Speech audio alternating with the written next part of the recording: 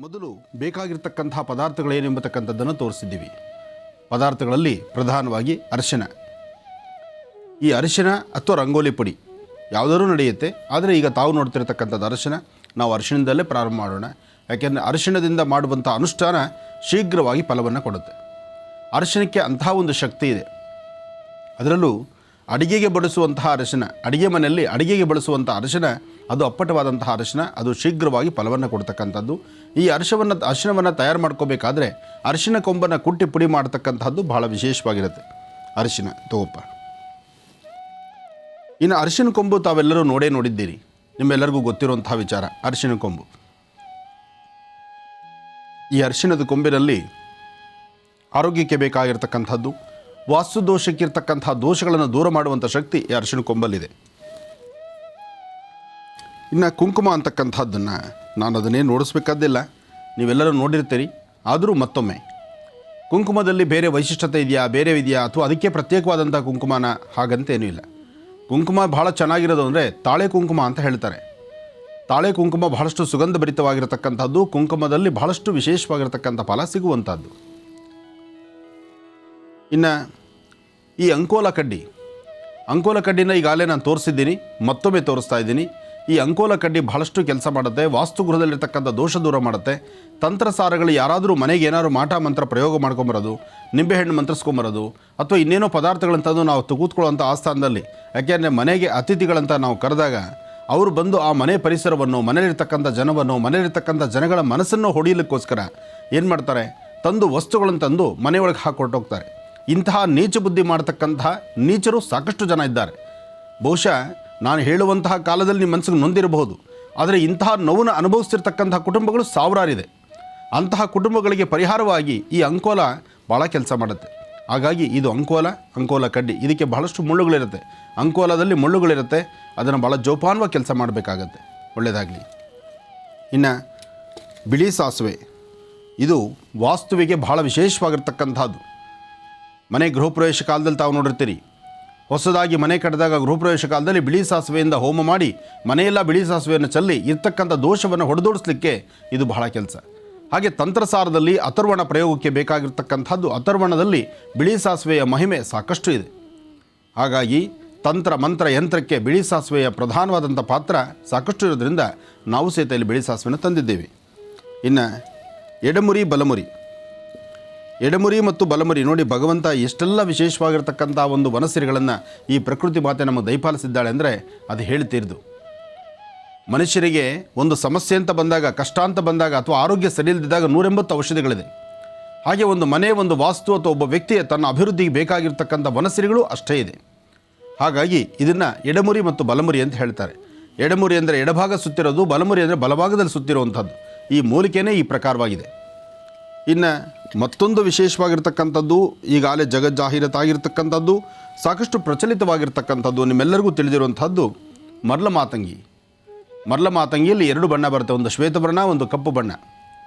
ಈಗ ತಾವು ನೋಡ್ತಿರ್ತಕ್ಕಂಥದ್ದು ಕಪ್ಪು ಬಣ್ಣ. ಕಪ್ಪಾದರೂ ಸರಿ, ಶ್ವೇತವರ್ಣರೂ ಸರಿ. ಮರ್ಲ ಮಾತಂಗಿ, ನೀವು ಸಂಪೂರ್ಣವಾಗಿ ಮರ್ಲ ಮಾತಂಗಿ ಅಂದರೆ ಏನು ಅಂತ ತಿಳ್ಕೊಳ್ಬೇಕಾದ್ರೆ ಅದನ್ನು ಶಿವಲಿಂಗ ಬೀಜ ಅಂತ ಹೇಳ್ತಾರೆ. ಇದರ ಒಂದು ಬೀಜವನ್ನು ಉಜ್ಜಿ ನೋಡಿದ್ರೆ ಕಂಪ್ಲೀಟಾಗಿ ಒಂದು ಶಿವಲಿಂಗದ ಆಕಾರವಾಗಿರುತ್ತೆ. ಶಿವಲಿಂಗ, ಪಾಣಿಪೀಠ ಎಲ್ಲವೂ ಸಹಿತ ಬಹಳ ಸ್ಪಷ್ಟವಾಗಿ ಕಾಣುವಂಥದ್ದು ಈ ಶಿವಲಿಂಗ ಬೀಜ. ಇದಕ್ಕೆ ಹೆಚ್ಚು ಶಕ್ತಿ ಇದೆ. ತಂತ್ರಸಾರಕ್ಕೆ ಇದರಿಂದ ಬಹಳ ಸಹಾಯ ಇದೆ. ಇನ್ನು ಈ ಒಂದು ತಂತ್ರಸಾರಕ್ಕೆ ಬೇಕಾಗಿರ್ತಕ್ಕಂಥದ್ದು ಇದನ್ನು ಭುಜಪತ್ರೆ ಅಂತ ಹೇಳ್ತಾರೆ. ಈ ಭುಜಪತ್ರೆ ತಾವು ನೋಡ್ತಾ ಇದ್ದೀರಿ. ಇದು ಯಂತ್ರಗಳನ್ನು ಬರೀಲಿಕ್ಕೆ, ತಂತ್ರಸಾರಕ್ಕೆ, ಅಥರ್ವಣ ದೋಷ ಪರಿಹಾರಕ್ಕೆ ಈ ಒಂದು ಭುಜಪತ್ರೆ. ಈಗ ತಾವು ನೋಡ್ತಿರ್ತಕ್ಕಂಥದ್ದು ಬಹುಶಃ ಒಂದೇ ಎಲೆ ಅಂತ ನೀವು ಅಂದ್ಕೊಂಡಿದ್ದೀರಿ. ಇದನ್ನು ನೀರಿಗೆ ಹಾಕಿದ್ರೆ, ಇದರೊಳಗಿಂದ ನೀರಿನಿಂದ ಆಚೆ ತೆಗೆದ್ರೆ ಕಡಿಮೆ ಅಂದರೆ 5-6 ಎಲೆಗಳು ಪ್ರತ್ಯೇಕವಾಗಿ ಬರುತ್ತೆ. ನೋಡಲಿಕ್ಕೆ ಒಂದೇ ಎಲೆ ಥರ ಇದೆ. ನೀರಿಗೆ ಹಾಕಿದ್ರೆ 5-6 ಎಲೆಗಳು ಇದರಲ್ಲಿ ಬರುತ್ತೆ. ಅಂತಹ ಒಂದು ಶಕ್ತಿ ಇದರಲ್ಲಿದೆ. ಇನ್ನು ಇದಕ್ಕೆಲ್ಲಕ್ಕೆ ಸಹಾಯಕ್ಕೆ ಬೇಕಾಗಿರ್ತಕ್ಕಂಥದ್ದು ಒಂದು ದಾರದುಂಡೆ, ಹಸಿ ದಾರ ಅಂತ ಹೇಳ್ತಾರೆ. ಈ ಹಸಿ ದಾರ, ಇದು ತಾವು ನೋಡಿದ್ದೀರಿ ದಾರದುಂಡೆ. ಬಹುಶಃ ಈಗ ನಾನು ನೋಡಿಸಿರ್ತಕ್ಕಂತಹ ಎಲ್ಲ ಪದಾರ್ಥಗಳು ಇವೆಲ್ಲ ಕಾಲಗಳಲ್ಲೂ ಎಲ್ಲ ಕಡೆನೂ ನೋಡ್ತಾ ಇರ್ತೀರಿ. ಹಾಗೆ ಇದರ ಬೆಲೆ ಸಾಕಷ್ಟು ಇರ್ಬೋದಾ? ಯಾಕೆಂದರೆ ಈ ಗ್ರಂಥಿಗೆ ಗಿಡಗಳಲ್ಲಿ ಏನಾಗುತ್ತೆ ಪರಿಸ್ಥಿತಿ, ಈ ಮಾತು ಹೇಳ್ತೀನಿ ಅಂತ ದಯವಿಟ್ಟು ಯಾರೂ ಅನ್ಯತಾ ಭಾವಿಸಬಾರ್ದು.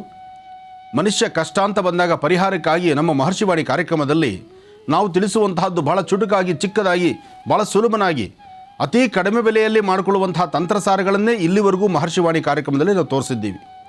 ಆದರೆ ಮಹರ್ಷಿವಾಣಿ ಕಾರ್ಯಕ್ರಮದಲ್ಲಿ ನಾವು ತೋರಿಸಿದ್ರು ಸಹಿತ ಇದನ್ನು ನೀವು ಮಾರುಕಟ್ಟೆಯಲ್ಲಿ ತರಲಿಕ್ಕೆ ಹೋದಾಗ ಅಲ್ಲಿ ಅವರು ಹೇಳುವಂತಹ ರೇಟುಗಳಿದೆಯಲ್ಲ ಅದು ಗಗನಕ್ಕೆ ಹತ್ತಿರುತ್ತೆ.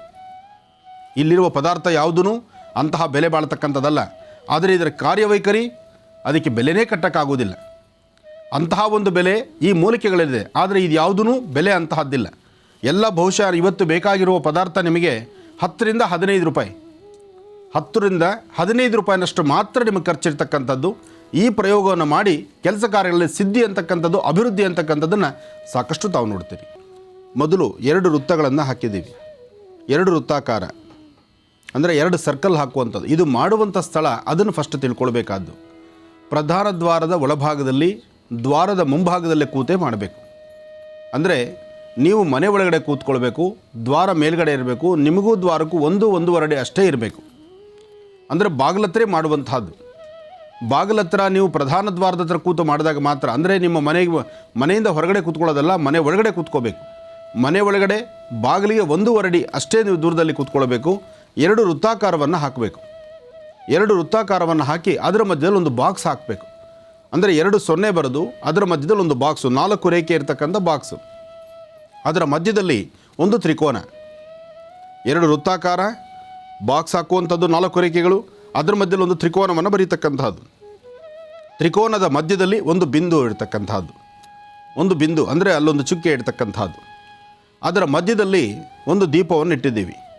ಮೊದಲು ಮಧ್ಯದಲ್ಲಿ ಒಂದು ದೀಪವನ್ನಿಟ್ಟು ದೀಪದ ತಳಭಾಗದಲ್ಲಿ ಭುಜಪತ್ರೆ ಇಡತಕ್ಕಂಥದ್ದು. ಭುಜಪತ್ರೆಯನ್ನು ಇಡಬೇಕು. ಭುಜಪತ್ರೆಯ ಮೇಲೆ ಅರಿಶಿನ ಕೊಂಬನ್ನು ಒಂದು ನೀಡ್ತಕ್ಕಂಥದ್ದು. ಅರಿಶಿನ ಕೊಂಬಿಡ್ತಕ್ಕಂಥದ್ದು. ದೀಪದ ಮುಂಭಾಗದಲ್ಲಿ ಎಡೆಮುರಿ ಬಲಮುರಿ, ಎಡೆಮುರಿ ಒಂದು ಬಲಮುರಿ ಒಂದು, ಅವೆರಡನ್ನೂ ಅಲ್ಲಿಡ್ತಕ್ಕಂಥದ್ದು. ಅದರ ಎಡಭಾಗದಲ್ಲಿ ಮರಳ ಮಾತಂಗಿ ಬೀಜವನ್ನು ಸ್ವಲ್ಪ ಹಾಕಿ ಉಳಿದಂಥದ್ದನ್ನು ಅಂದರೆ ಎಲೆ ಮೇಲೆ ಹಾಕಬೇಕು, ಭುಜಪತ್ರೆ ಮೇಲೆ ಹಾಕಬೇಕು. ಎಡಭಾಗದಲ್ಲಿ ಸ್ವಲ್ಪ ಭುಜಪತ್ರೆ ಮೇಲೆ ಬಿಳಿ ಸಾಸಿವೆಯನ್ನು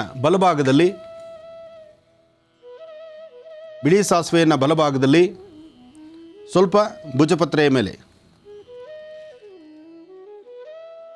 ಕುಂಕುಮವನ್ನು 8 ದಿಕ್ಕುಗಳಲ್ಲಿ ಹಾಕುವಂಥದ್ದು. ಕುಂಕುಮ ಪ್ರಾರಂಭ ಮುಂಭಾಗ, ಎಡಮುರಿ ಬಲಮುರಿಯ ಥರದ ಮುಂಭಾಗದಲ್ಲಿ, ಅಲ್ಲಿಂದ 8 ದಿಕ್ಕುಗಳು. ಫಸ್ಟು 4 ದಿಕ್ಕುಗಳನ್ನು ಮಾಡಿ, ಪೂರ್ವ, ಪಶ್ಚಿಮ, ಉತ್ತರ, ದಕ್ಷಿಣ. ಅದಾದ ನಂತರ ಈಶಾನ್ಯ, ಆಗ್ನೇಯ, ನೈಋತ್ಯ, ವಾಯುವ್ಯ. 8 ದಿಕ್ಕುಗಳಾಯಿತು. 8 ದಿಕ್ಕುಗಳಿಗೂ ಈಗ ದೀಪಗಳನ್ನು 8 ಭಾಗದಲ್ಲಿ ಇಡ್ತಕ್ಕಂಥದ್ದು. ದೀಪಗಳನ್ನು 8 ದಿಕ್ಕುಗಳಲ್ಲಿ ಅಂಟಿಸಿಡುವಂಥದ್ದು. 8 ದಿಕ್ಕುಗಳಲ್ಲೂ ಅಂಟಿಸಿಡ್ತಕ್ಕಂಥದ್ದು. ಈ ಅಂಕೋಲಾಗೆ ಪ್ರಥಮ, ದ್ವಿತೀಯ, ಮಧ್ಯ ಅಂದರೆ 3 ಭಾಗದಲ್ಲೂ ಸ್ವಲ್ಪ ದಾರವನ್ನು ಸುತ್ತತಕ್ಕಂಥದ್ದು. ಹಸಿ ದಾರವನ್ನು ಮುಳ್ಳಿರತ್ತೆ ಕೆಲಸ ಮಾಡುವ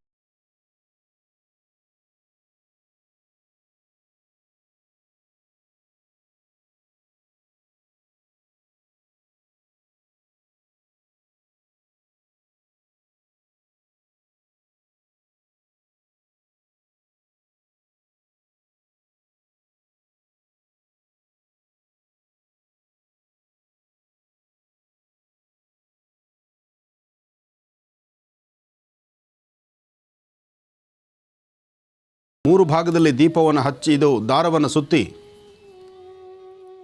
ಕಡೆಯ ಭಾಗದಲ್ಲಿ ಈ 3ನೇ ಭಾಗದ ದಾರವನ್ನು ಸುತ್ತಬೇಕಾದರೆ ದಾರ ಮಧ್ಯದಲ್ಲಿ ಎಲ್ಲೂ ಕಟ್ ಮಾಡಬಾರ್ದು.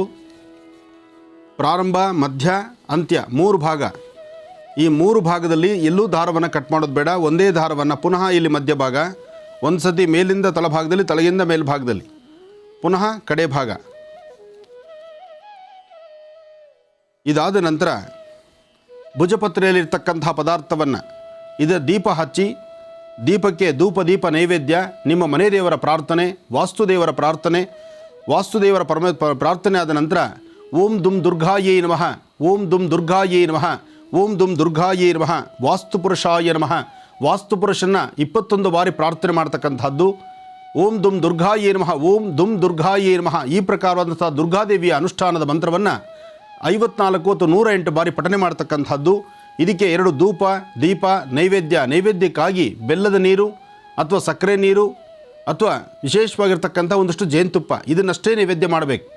ಬೆಲ್ಲದ ನೀರು, ಸಕ್ಕರೆ ನೀರು ಅಥವಾ ಜೇನುತುಪ್ಪ ಇದನ್ನು ಮಾತ್ರ ನೈವೇದ್ಯ ಮಾಡಿ, ಇದನ್ನು ಇದೇ ಪ್ರಕಾರವಾಗಿ ಇದು ಮೇಲ್ಭಾಗ ತಿಳ್ಕೊಂಡು ತಳಭಾಗದಲ್ಲಿ ಇಟ್ಟು ಇದನ್ನು ಮಧ್ಯದಲ್ಲಿ ಇಡ್ತಕ್ಕಂಥದ್ದು. ದಾರ ಹಾಗೇ ಇರಬೇಕು,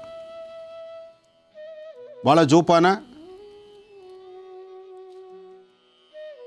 ಈ ಪ್ರಕಾರ ಇರತಕ್ಕಂಥದ್ದು. ಇದಕ್ಕೆ ಧೂಪ ದೀಪ ನೈವೇದ್ಯ ಆಗಿ ಮಂತ್ರಾನುಷ್ಠಾನ ಆದ ನಂತರ ಇದಕ್ಕೆ ಒಂದು ಸಾಷ್ಟಾಂಗ ನಮಸ್ಕಾರ ಮಾಡ್ತಕ್ಕಂಥದ್ದು. ಇದನ್ನು ಮಾಡುವಾಗ ನಿಮ್ಮ ಪ್ರಧಾನ ದ್ವಾರ ಅಂದರೆ ಮನೆಯ ಮುಂಭಾಗದಲ್ಲಿ ಸಾರಿಸಿ ಗೂಡಿಸಿ ರಂಗವಲ್ಲಿನ ಹಾಕಿ ಅಲ್ಲಿ 2 ಹೂವುಗಳನ್ನಿಟ್ಟು ದ್ವಾರಕ್ಕೆ ಪೂಜೆ ಮಾಡಿ ತದನಂತರ ಇದರ ಪೂಜಾನುಷ್ಠಾನ ಆಗಬೇಕು. ಇದಕ್ಕೆ ಹೂವು ಕಡ್ಡಿ ಕರ್ಪೂರ ಎಲ್ಲ ಆದ ನಂತರ ಭುಜಪತ್ರೆ ಇರತಕ್ಕಂಥ ಪದಾರ್ಥವನ್ನು ಕ್ಲೀನಾಗಿ ಸುರುಳಿ ಸುತ್ತತಕ್ಕಂಥದ್ದು. ಭುಜಪತ್ರೆಯಲ್ಲಿರುವ ಪದಾರ್ಥವನ್ನು ಅಲ್ಲೇ ಕೂತ್ಕೊಂಡು ಸುರುಳಿ ಸುತ್ತಿ ಅದನ್ನು ಯಂತ್ರದಾಕಾರ ಮಾಡಿರ್ತಕ್ಕಂಥ ಕುಳಪ ಇದನ್ನು ಈ ಒಂದು ಅಂಕೋಲಗೆ ಯಂತ್ರದಾಕಾರವಾಗಿ ಸುತ್ತಕೊಳ್ಬೇಕು. ಪೂಜಾನುಷ್ಠಾನ ಮಂಗಳಾರತಿ ಎಲ್ಲ ಆದ ನಂತರ ಭುಜಪತ್ರೆಯಲ್ಲಿ ಹಾಕಿರ್ತಕ್ಕಂಥ ಪದಾರ್ಥವನ್ನು ಯಂತ್ರದಾಕಾರದಲ್ಲಿ ಈ ಪ್ರಕಾರವಾಗಿ ಸುತ್ತಕೊಂಡು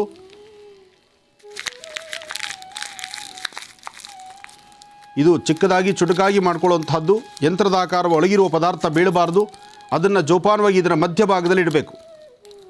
ಮಧ್ಯಭಾಗದಲ್ಲಿಟ್ಟು ದಾರದಿಂದ ಇದನ್ನು ಬಂಧಿಸ್ತಕ್ಕಂಥದ್ದು.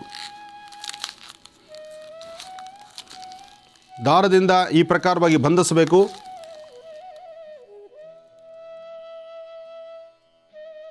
ಕ್ರಮಬದ್ಧವಾಗಿ ಒಳಗಿರ್ತಕ್ಕಂಥ ಬಿಳಿ ಸಾಸಿವೆ ಆಗಲಿ ಮರಳ ಮಾತಂಗಿ ಆಗಲಿ ಯಾವುದೂ ತಳಗೆ ಬೀಳಬಾರ್ದು. ಮರಳ ಮಾತಂಗಿ, ಬಿಳಿ ಸಾಸಿವೆ, ಅರಿಶಿಣದ ಕೊಂಬು ಇದೆಲ್ಲವೂ ಮಧ್ಯದಲ್ಲಿದೆ. ಭುಜಪತ್ರ ಇಲ್ಲಿದೆ. ಇದನ್ನು ಈ ಪ್ರಕಾರವಾಗಿ ಕ್ರಮಬದ್ಧವಾಗಿ ಕೈಯಿಂದ ಭಾಳ ಜೋಪಾನ, ಯಾಕೆಂದರೆ ಮುಳ್ಳುಗಳಿರೋದ್ರಿಂದ ಯಾವುದೇ ಕಾರಣಕ್ಕೂ ನೋವು ಮಾಡ್ಕೋಬೇಡಿ. ಒಟ್ಟಾರೆ ಒಳಗಿರ್ತಕ್ಕಂಥ ಬಿಳಿ ಸಾಸಿವೆ ಮರಳ ಮಾತಂಗಿ ತಳಗೆ ಬೀಳ್ದಿದ್ದಂಥ ರೀತಿಯಲ್ಲಿ ಜೋಪಾನವಾಗಿ 2 ಕಡೆ ಬಂಧಿಸಿ ಅದನ್ನು ಸುತ್ತತಕ್ಕಂಥದ್ದು. ಈ ಪ್ರಕಾರವಾಗಿ ದಾರವನ್ನು ಸುತ್ತಿದ ನಂತರ ಇನ್ನು ಕೊನೆಯ ಭಾಗದಲ್ಲಿ ಅಂದರೆ ಮಧ್ಯದಲ್ಲಿ ತಾವು ನೋಡ್ತಾ ಇದ್ದೀರಿ ಭುಜಪತ್ರೆ, ಬಿಳಿ ಸಾಸಿವೆ, ಮರಳ ಮಾತಂಗಿ, ಅರಿಶಿನ ಕೊಂಬು ಇದರೊಳಗಿದೆ. ಒಂದು ನಾಣ್ಯ, ಸಾಧ್ಯವಾದರೆ ₹1 ನಾಣ್ಯ ಅಥವಾ ಯಾವುದಾದ್ರು ಒಂದು ನಾಣ್ಯವನ್ನು ಮುಂದೆ ಇರ್ತಕ್ಕಂಥ ಅಂದರೆ ಇಲ್ಲಿ ತಾವು ನೋಡ್ತಾ ಇದ್ದೀರಿ ಎಡಮುರಿ ಮತ್ತು ಬಲಮುರಿ, ಶಿರೋಭಾಗ, ಮೇಲ್ಭಾಗ. ಈ ಮೇಲ್ಭಾಗದಲ್ಲಿ ತಾವು ನೋಡಿ ಇಲ್ಲಿ ಎಡಮುರಿ ಮತ್ತು ಬಲಮುರಿನ ನಾನು ಜೋಡಿಸಿದ್ದೇನೆ. ಇದಕ್ಕೂ ಸಹಿತ ದಾರದಿಂದ ಇದನ್ನು ಬಂಧಿಸ್ತಕ್ಕಂಥದ್ದು. ಜೊತೆಗೆ ₹1 ನಾಣ್ಯವನ್ನು ಇಟ್ಟು ಇದನ್ನು ಬಂಧಿಸ್ತಕ್ಕಂಥದ್ದು. ಇದೆಲ್ಲ ಮಾಡುವಾಗ ನಿಮ್ಮ ಮನಸ್ಸಲ್ಲಿ ಒಂದು ಗಟ್ಟಿಯಾದಂಥ ಮನಸ್ಥಿತಿ ಇರಬೇಕು. ಗಣಪತಿನ ಪ್ರಾರ್ಥನೆ ಮಾಡಬೇಕು. ಗಣಪತಿನ ಪ್ರಾರ್ಥನೆ ಮಾಡಿ ನಿಮ್ಮ ವಾಸ್ತುಗೃಹದಲ್ಲಿರ್ತಕ್ಕಂಥ ದೋಷ, ನಿಮ್ಮ ವಾಸ್ತುಗೃಹಕ್ಕೆ ಯಾರೇ ಬಂದು ಎಂತಹ ಒಂದು ಕೆಟ್ಟದಾದಂಥ ಪ್ರಯೋಗ ಮಾಡಲಿಕ್ಕೆ ಮುಂದಾದರೂ ಅದು ಯಾವುದೂ ನಿಮಗೆ ತಗಲಬಾರದು ಅಂತಕ್ಕಂಥದ್ದನ್ನು ಗಣಪತಿಯಲ್ಲಿ ಶ್ರದ್ಧೆಯಿಂದ ಪ್ರಾರ್ಥನೆ ಮಾಡಿ ಇದನ್ನು ಮಾಡಿದಾದ ನಂತರ ನಿಮ್ಮ ಮನೆಗೆ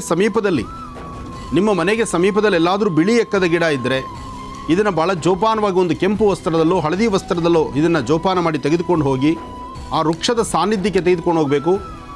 ಬಿಳಿ ಎಕ್ಕದ ಗಿಡದ ಕೊಂಬೆಯಲ್ಲಾಗಲಿ ಅಥವಾ ಅದರ ಬುಡದಲ್ಲಾಗಲಿ ಇದನ್ನು ಈ ಪ್ರಕಾರವಾಗಿಟ್ಟು ಒಂದು ಧೂಪದೀಪ ನೈವೇದ್ಯವನ್ನು ಮಾಡಿ ಅಲ್ಲೂ ಸಹಿತ ಒಂದು ಪ್ರಾರ್ಥನೆಯನ್ನು ಸಲ್ಲಿಸಿ, ಪ್ರಾರ್ಥನೆ ಆದ ನಂತರ ನೀವು ಇದನ್ನು ಶ್ರದ್ಧೆಯಿಂದ ಮನೆಗೆ ತಂದು ನಿಮ್ಮ ಮನೆಯ ಪ್ರಧಾನ ದ್ವಾರದ ಮೇಲ್ಭಾಗದಲ್ಲಿ ಇದು ತಳಮುಖ ನೋಡಬೇಕು. ಮುಂಭಾಗದಲ್ಲಿರ್ತಕ್ಕಂಥದ್ದು ಇದು ತಳಮುಖ ನೋಡಬೇಕು. ಇದನ್ನು ಮೇಲ್ಭಾಗದಲ್ಲಿ ಈ ಥರ ಕಟ್ಟಬೇಕು. ಇದಕ್ಕೊಂದು ದಾರವನ್ನು ಬಂಧಿಸಬೇಕು.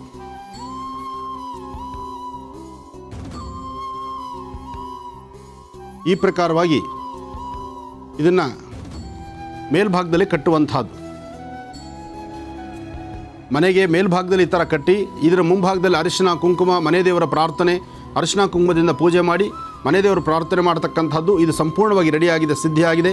ಇದನ್ನು ಮೇಲ್ಭಾಗದಲ್ಲಿ, ವಾಸ್ತುವಿನ ಮೇಲ್ಭಾಗದಲ್ಲಿ ಇದನ್ನು ಕಟ್ಟೋದ್ರಿಂದ ಯಾವುದೇ ತರಹ ದುಷ್ಟಶಕ್ತಿಗಳು ಅಥವಾ ಯಾವುದೇ ಒಬ್ಬ ವ್ಯಕ್ತಿಗಳು ತಮ್ಮ ಅಟ್ಟಹಾಸವನ್ನು ಮೆರೀಲಿಕ್ಕೂ ಸಹಿತ ಸಾಧ್ಯವಿಲ್ಲ. ಇದು ಅನುಕೂಲ ಆಗುತ್ತೆ. ಇದೆಲ್ಲ ಸಿದ್ಧಿ ಆದಮೇಲೆ ಪುನಃ ಒಮ್ಮೆ ಈ ದೀಪದ ಹತ್ರ ಇಟ್ಟು ದೀಪದ ಮಧ್ಯದಲ್ಲಿ 8 ದೀಪಗಳಷ್ಟೇ ಪ್ರಧಾನ ನಮಗೆ ಬೇಕಾದ್ದು. ಮಧ್ಯದಲ್ಲಿರ್ತಕ್ಕಂಥ ದೀಪ ಲೆಕ್ಕ ಅಲ್ಲ, 8 ದೀಪಗಳಷ್ಟೇ ಪ್ರಧಾನ. ಅದಕ್ಕೆ ಅರಿಶಿನ ಕುಂಕುಮ ಅರಿಶಿಣದ್ವಾರಂ ಸಮರ್ಪಯಾಮಿ, ಕುಂಕುಮದ್ವಾರಂ ಸಮರ್ಪಯಾಮಿ. ಸರ್ವಮಂಗಳಮಾಂಗಲ್ಯೆ ಶಿವೆ ಸರ್ವಾರ್ಥ ಸಾಧಿಕೆ ಶರಣ್ಯೆ ತ್ರ್ಯಂಬಕೆ ಗೌರಿ ನಾರಾಯಣಿ ನಮೋಸ್ತುತೇ. ಪ್ರಾರ್ಥನೆ, ಧೂಪ, ದೀಪ, ನೈವೇದ್ಯ ಇದನ್ನು ಕಟ್ಟುವಂತಹದ್ದು. ಇದು ಕಟ್ಟಿದಾದ ಮೇಲೆ 9 ದಿನಗಳು, 9 ದಿನ ಬೆಳಗ್ಗೆ ಮತ್ತು ಸಾಯಂಕಾಲ ಧೂಪ, ಒಂದಿಷ್ಟು ಅರಿಶಿಣ ಕುಂಕುಮ, 1 ಹನಿ ಜೇನುತುಪ್ಪ ಅದಕ್ಕೆ ತೋರಿಸಿ ಅದನ್ನು ಗಿಡದ ಮೇಲೆ ಹಾಕಿ. ಇದಿಷ್ಟನ್ನು ಯಾರು ಯಾವ ವಾಸ್ತುಗೃಹದಲ್ಲಿ ಯಾರು ಕ್ರಮಬದ್ಧವಾಗಿ ಮಾಡ್ತಾರೋ ನಿಮ್ಮ ಮನೋಕಾಮನೆಗಳು ಶೀಘ್ರವಾಗಿ ಸಿದ್ಧಿಯಾಗುತ್ತೆ. ಒಳ್ಳೆಯದಾಗಲಿ, ಶುಭವಾಗಲಿ.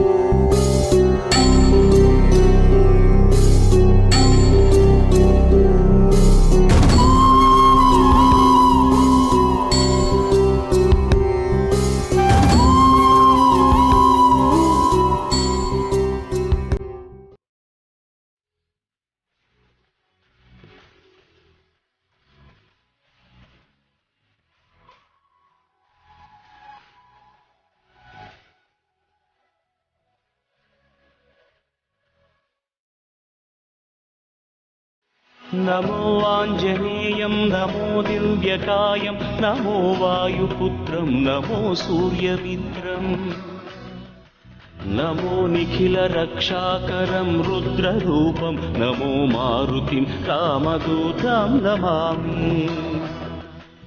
नमो वानरेशं नमो दिव्यभासं नमो वज्रदेहं नमो ब्रह्मतेजं नमो शत्रुसंहारकं वज्रकायं नमो मारुतिं रामदूतं नमामि.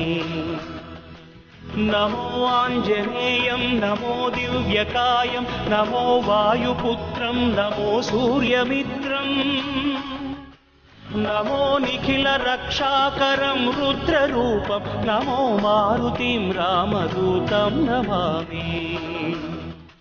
नमो वानरेशं नमो दिव्यभासं नमो वज्रदेहं नमो ब्रह्मतेजं नमो शत्रुसंहारकं वज्रकायं नमो मारुतिं रामदूतं नमामि. श्रीयाञ्जनेयं नमस्ते, प्रसन्नाञ्जनेयं नमस्ते, श्रीयाञ्जनेयं नमस्ते, प्रसन्नाञ्जनेयं नमस्ते.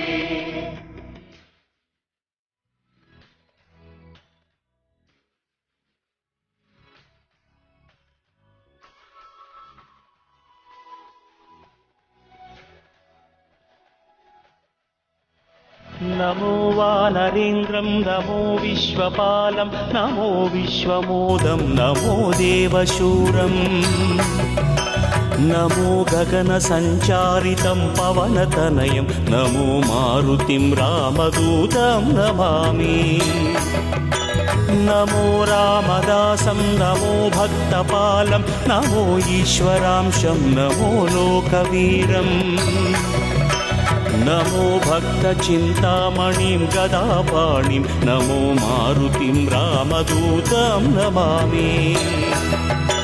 नमो वानरेन्द्रं नमो विश्वपालं नमो विश्वमोदं नमो देवशूरं नमो गगनसञ्चारितं पवनतनयं नमो मारुतिं रामदूतं नमामि. नमो रामदासं नमो भक्तपालं नमो ईश्वरांशं नमो लोकवीरं नमो भक्तचिन्तामणिं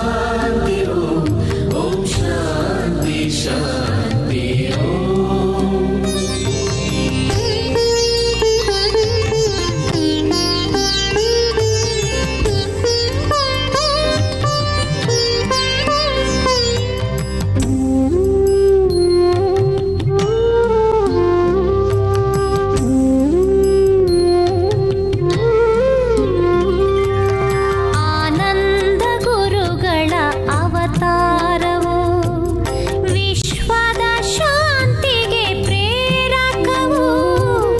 ಆನಂದ ಗುರುಗಳ ಅವತಾರವು ವಿಶ್ವದ ಶಾಂತಿಗೆ ಪ್ರೇರಕವು. ಎಲ್ಲರ ಪ್ರೀತಿಸೋ ಮಮತಾನುಕಂಪವು. ಎಲ್ಲರ ಪ್ರೀತಿಸೋ ಮಮತಾನುಕಂಪವು. ಇದು ಶಾಂತಿ ಸಂದೇಶವು.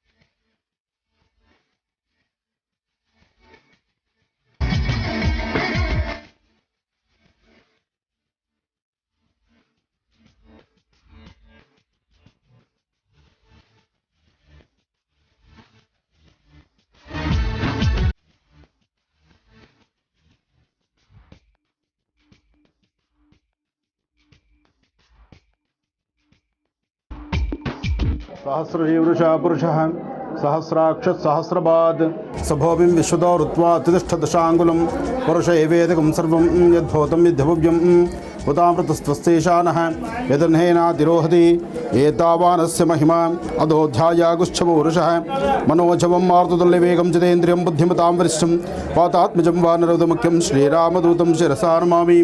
श्रीं प्रसन्नाञ्जनेयस्वामिने नमः। वीराञ्जनेयस्वामिने नमः। ಅಭಯಾಂಜನೇಯಸ್ವಾಮಿ ದೇವತಾಭ್ಯೋ ನಮಃ. ತಾವೀಗ ನೋಡ್ತಾ ಇರ್ತಕ್ಕಂಥ ಈ ಹನುಮ ಬೆಳಗಾಂ ಸಮೀಪ ಇರ್ತಕ್ಕಂಥ ರಾಯಬಾಗ್ ತಾಲೂಕಿನಲ್ಲಿ ಹನುಮನ ಕ್ಷೇತ್ರದಲ್ಲಿ ನಾವಿದ್ದೇವೆ. ರಾಯಬಾಗ್ ಕ್ಷೇತ್ರದಲ್ಲಿರ್ತಕ್ಕಂಥ ಹನುಮನ ಈ ಒಂದು ವಿಶೇಷವಾಗಿರ್ತಕ್ಕಂಥ ಸಾನ್ನಿಧ್ಯ ಸುಮಾರು 100 ವರ್ಷಗಳ ಇತಿಹಾಸ ಇರತಕ್ಕಂಥದ್ದು. 100 ವರ್ಷಗಳ ಇತಿಹಾಸ ಇರತಕ್ಕಂತಹ ವಿಶೇಷವಾಗಿರ್ತಕ್ಕಂಥ ಮಂಟಪದಲ್ಲಿ ಅನುಷ್ಠಾನ ಪೂಜೆ. ಈ ಭಾಗದಲ್ಲಿ ಎಲ್ಲ ಭಕ್ತರು ಭಗವಂತನ ಮುಟ್ಟಿ ನಮಸ್ಕಾರ ಮಾಡಬಹುದು, ಹಾಗೆ ಭಗವತ್ ಸೇವೆ ಸಲ್ಲಿಸಬಹುದು. ಶ್ರೀರಾಮ ಜಯ ರಾಮ ಜಯ ಜಯ ರಾಮ. ಹಾಗೆ ಪ್ರತಿನಿತ್ಯವೂ ಸಹಿತ ಭಗವಂತನ ಕಾಯಕವನ್ನು, ಪ್ರತಿನಿತ್ಯ ಸೇವೆಯನ್ನು ಇಲ್ಲಿಗೆ ಸಾಕಷ್ಟು ಜನ ಭಕ್ತರು ಬಂದು ನಿರಂತರ ನಡೆಸ್ತಾರೆ. ಅಖಂಡವಾದಂತಹ ದೀಪಾರಾಧನೆ ಇಲ್ಲಿ ನಡೆಯುತ್ತೆ. ಅಂಥದ್ರಲ್ಲಿ ವಿಶೇಷವಾಗಿರ್ತಕ್ಕಂಥ ಅನುಷ್ಠಾನ ರಾಯಭಾಗಲ್ಲಿ ಈಗಷ್ಟೇ ಬಂದಿದ್ದೇವೆ. ಇನ್ನು ಮುಂದಿನ ಕಾರ್ಯಕ್ರಮಗಳನ್ನು ಮುಂದೆ ನೋಡೋಣ. ಆದರೆ ಅದಕ್ಕೂ ಮುನ್ನ ಹನುಮನ ಪ್ರಾರ್ಥನೆ ಆಗಬೇಕಾಗಿತ್ತು. ಶ್ರೀರಾಮ ಜಯ ರಾಮ ಜಯ ಜಯ ರಾಮ. ರಾಮಚಂದ್ರನ ಪ್ರಾರ್ಥನೆ ಮಾಡ್ತಾ ರಾಮಭಕ್ತ ಹನುಮನ ಆರಾಧನೆ ನಡೆಸಿ ಮುಂದಿನ ಕಾರ್ಯಕ್ರಮಕ್ಕೆ ನಡೆಯೋಣ. ರಾಮ ಕೋದಂಡರಾಮ ಜಾನಕಿ ರಾಮ.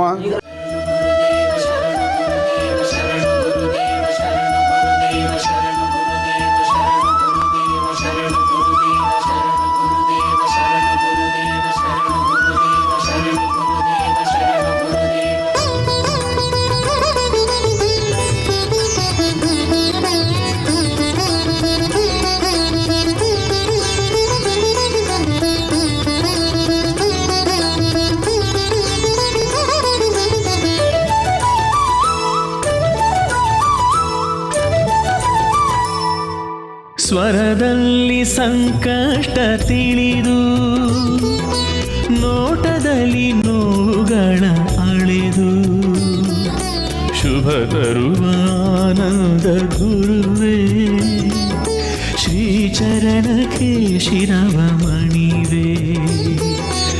ಹಸ್ತದಲ್ಲಿ ಭವಿಷ್ಯ ನುಡಿದ ವನಸಿರಿಯ ಸೌಭಾಗ್ಯ ಸುರಿದ ಬ್ರಹ್ಮರ್ಷಿ ಆನಂದ ಸಿದ್ಧಪೀಠದ ಶ್ರೀ ಗುರುವೇನ ಶಿರವ ಮಣಿವೆ. ಶರಣೋ ಗುರುದೇವ ಶರಣೋ ಗುರುದೇವ ಶರಣೋ ಗುರುದೇವ ಶರಣೋ ಗುರುದೇವ.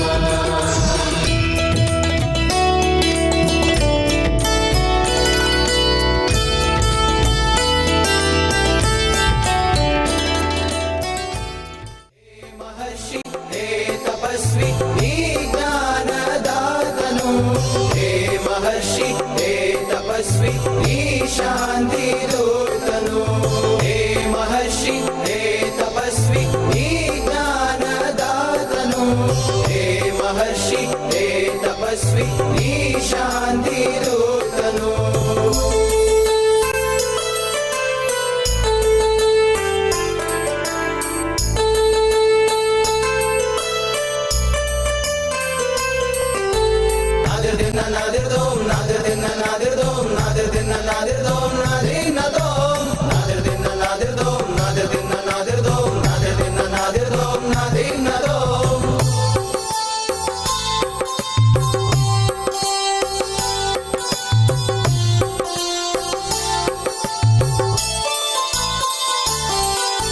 ವಿದ್ಯಾರ್ಥಿಗಳ ಅಂಧಕಾರವ ನೀಗಲು ಬಂದ ಬಂಧುವು ನೀ, ವಿದ್ಯಾರ್ಥಿಗಳ ಅಂಧಕಾರವ ನೀಗಲು ಬಂದ ಬಂಧುವು ನೀ, ಸೋಲುತ್ತಿರುವ ಮನಗಳ ನೋಡಿ ಗೆಲುವನ್ನು ತರಿಸುವ ಸಾರಥಿ ನೀ. ಆನಂದ ಮಹರ್ಷಿಯ ನೋಡುವೆಯ ನಮ್ಮ ಗುರುವಿನ ಆಶೀರ್ವಚನವ ಪಡೆಯುವೆಯ. ಆನಂದ ಮಹರ್ಷಿಯ ನೋಡುವೆಯ ನಮ್ಮ ಗುರುವಿನ ಆಶೀರ್ವಚನವ ಪಡೆಯುವೆಯ. ಹೇ ಮಹರ್ಷಿ ಹೇ ತಪಸ್ವಿ ನೀ ಜ್ಞಾನದಾತನು, ಹೇ ಮಹರ್ಷಿ ಹೇ ತಪಸ್ವಿ ನೀ ಶಾಂತಿ ದೂತನು.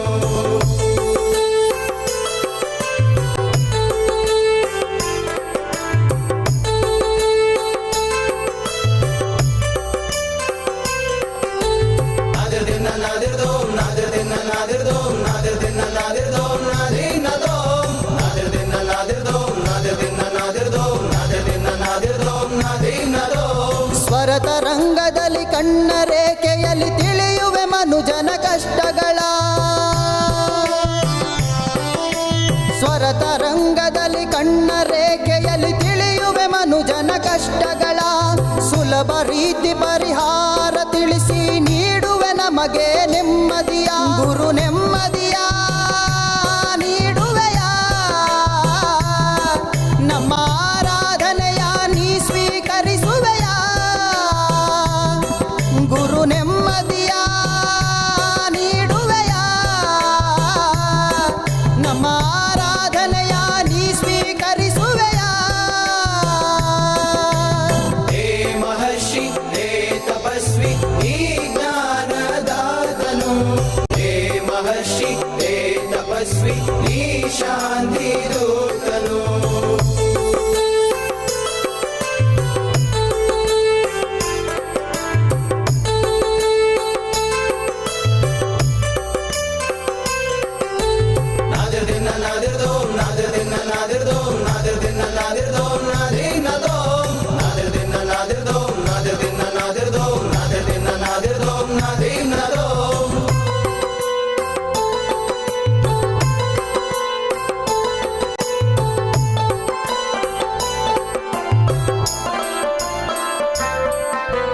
ವನಸಿರಿಗಳ ವ್ಯಾಖ್ಯಾನ ನೀಡಿ ವ್ಯಾಧಿಯ ಕಳೆಯುವ ವೈದ್ಯನು ನೀ, ವನಸಿರಿಗಳ ವ್ಯಾಖ್ಯಾನ ನೀಡಿ ವ್ಯಾಧಿಯ ಕಳೆಯುವ ವೈದ್ಯನು ನೀ. ಶಾಂತಿಯ ಸಾರುತ್ತ ಪ್ರೀತಿಯ ತೋರುವ ಶೋಭಿಸುತ್ತಿರೋ ಶ್ವೇತಾಂಬರಿಣಿ. ಆನಂದ ಮಹರ್ಷಿಯ ನೋಡುವೆಯ ನಮ್ಮ ಗುರುವಿನ ಆಶೀರ್ವಚನವ ಪಡೆಯುವೆಯ.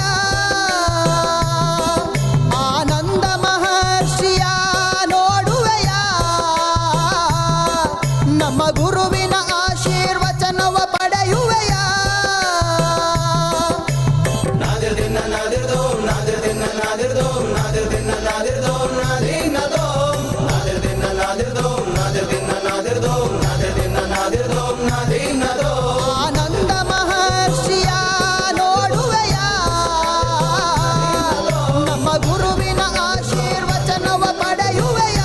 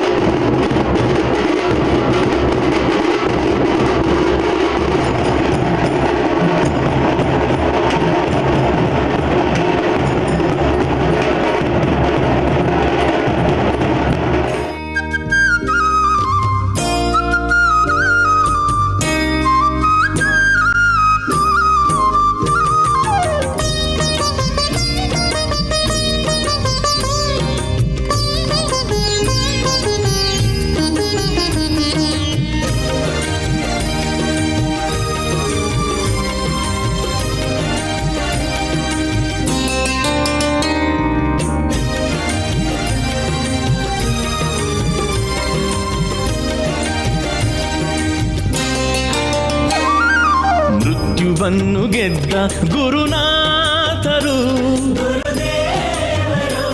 ಶ್ರೀ ಆನಂದ ಗುರೂಜಿ ಬಂದರು.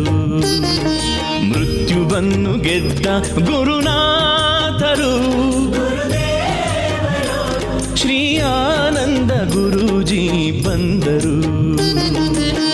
ಸುಜ್ಞಾನ ದೀವಿಗೆಯ ಬೆಳಗುತ್ತ ಮನದಲ್ಲಿ ಅಜ್ಞಾನ ಕತ್ತಲೆಯ ಕಳೆದರು ಕ್ಷಣದಲ್ಲಿ ಭಕುತರ ಮನೆಯ ಜ್ಯೋತಿ ತಾವಾದರು.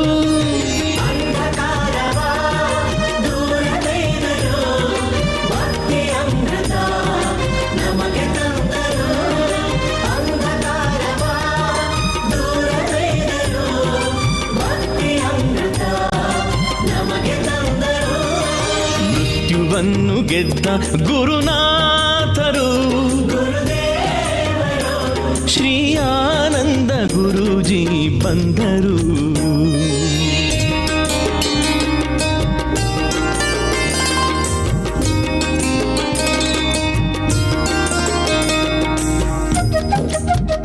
ಗುರುಜಿಗಳ ಆಗಮನವಾಗಿದೆ. ಮತ್ತೊಮ್ಮೆ ಚಪ್ಪಾಳೆ ಮೂಲಕ ಅವರನ್ನ ವೇದಿಕೆಗೆ ಬರಮಾಡಿಕೊಳ್ತಾ ಇದ್ದೀವಿ.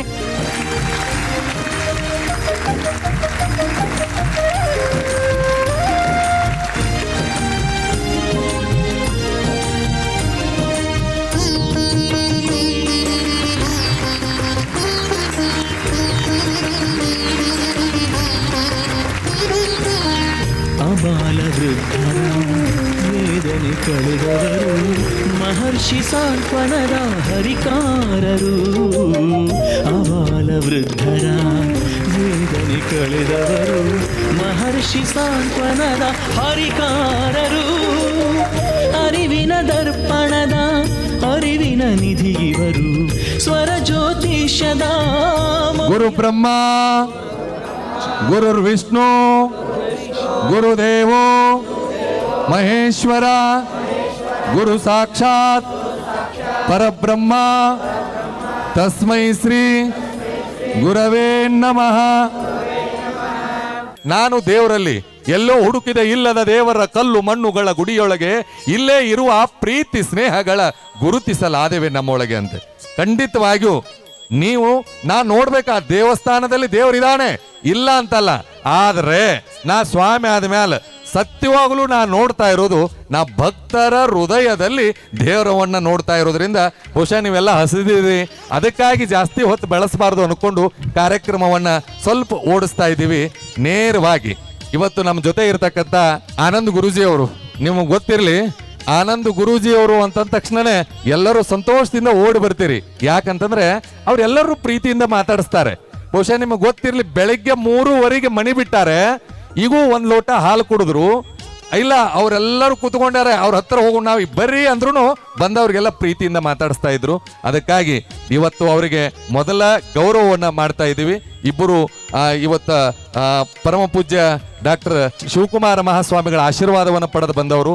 ಅಂತ ಪರಮ ಪೂಜ್ಯರಿಗೆ ಈಗ ನಿಮ್ಮೆಲ್ಲರ ಪರವಾಗಿ, ಉತ್ತರ ಕರ್ನಾಟಕದ ಪರವಾಗಿ ಅವರಿಗೆ ಜ್ಞಾನ ಭಾಸ್ಕರ ಅನ್ನುವ ಪ್ರಶಸ್ತಿಯನ್ನ ನೀಡಿ ಅವರಿಗೆ ಗೌರವಿಸ್ತಾ ಇದ್ದೇವೆ.